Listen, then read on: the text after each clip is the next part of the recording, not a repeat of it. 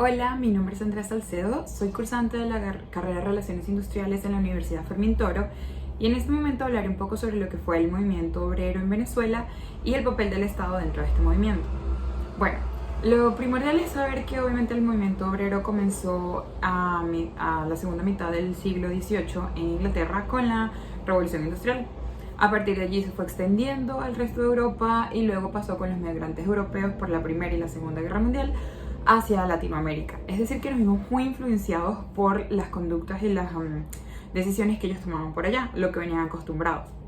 Eso hizo que dentro de la mentalidad que ya nosotros tuviésemos aquí chocaran ciertas ideas y se tomara un poco más de tiempo. Tanto así que en lo personal aún seguimos en un movimiento obrero aquí en Latinoamérica. Bueno, en cuanto a Latinoamérica, los primeros países en mostrar un poco de auge en este movimiento fueron Chile y Argentina.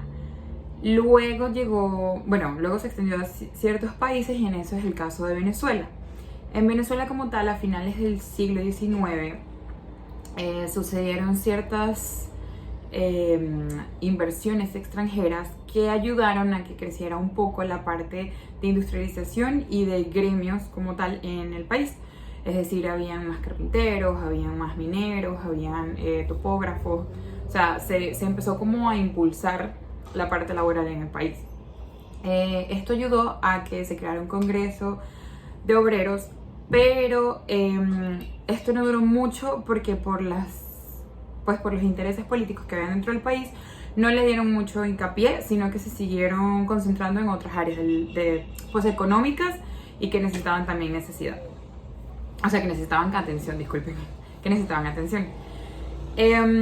Esto, causa que la parte obrera se dejara completamente de lado hasta la muerte de Juan Vicente Gómez, del presidente Juan Vicente Gómez, que fue más o menos como en 1935-1936, que se crea otra vez como otro congreso de trabajadores de Venezuela y se vuelve a dar como ese auge de ir por lo que necesitaban los trabajadores y por mejorar las condiciones laborales que había en el país. Desde 1936 aproximadamente hasta lo que estamos viendo actualmente se sigue aún en una lucha. Se han creado sindicatos, se han creado ministerios, se han creado grupos como un poco más, no son privados, pero son como más, como más autóctonos, que han tratado de buscar alguna manera de meter la mano por los trabajadores, de ser intermediarios y todo ello. Todo esto se ha visto muy influenciado por el Estado, es decir, la presidencia y el gobierno que existe. Lastimosamente, el papel del Estado dentro de todo este movimiento obrero ha sido completamente a favor de una campaña electoral.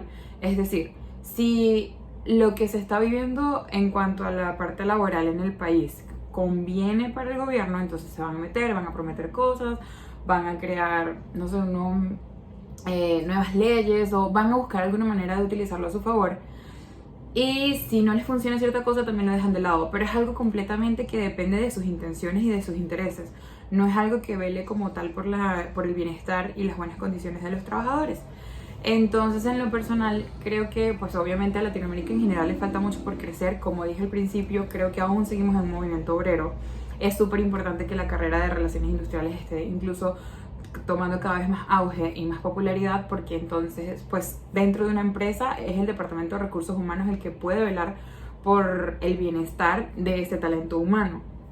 Pero como estaba diciendo, lastimosamente es algo que aún necesita mucho desarrollarse, es algo que tiene que desligarse de los intereses que hayan del gobierno y que realmente se tiene que trabajar por velar por las mejores condiciones que pueda tener un ser humano al momento de trabajar. Muchas gracias.